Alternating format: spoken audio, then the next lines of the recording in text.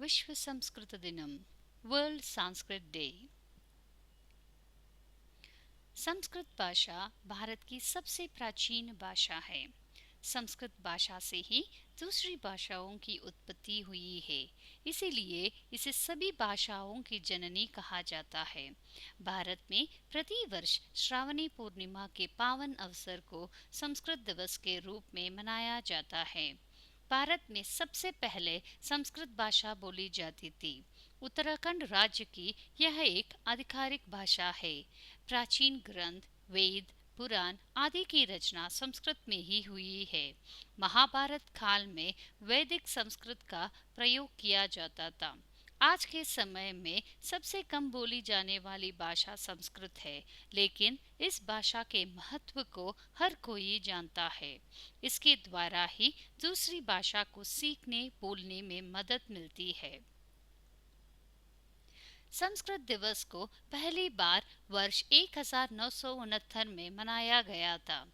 संस्कृत दिवस इसीलिए मनाया जाता है ताकि लोग संस्कृत भाषा के प्रति जागरूक हो सके। संस्कृत दिवस का मुख्य उद्देश्य है संस्कृत को बढ़ावा देना और आम जनता को संस्कृत के प्रति शिक्षित करना। संस्कृत समृद्ध भारतीय सांस्कृतिक विरासत का प्रतीक है। भारत के अलावा विदेश में भी संस्कृत भाषा प्रसिद्ध है। वहाँ के कॉलेज और स्कूल में एक फॉरेन भाषा के तौर पर संस्कृत को मान्यता प्राप्त है, जिसे छात्र अपनी इच्छा अनुसार चुन सकते हैं। संस्कृत देव भाषा है। विश्व की समस्त भाषाएं इसी के गर्भ में उद्भूत हुई है।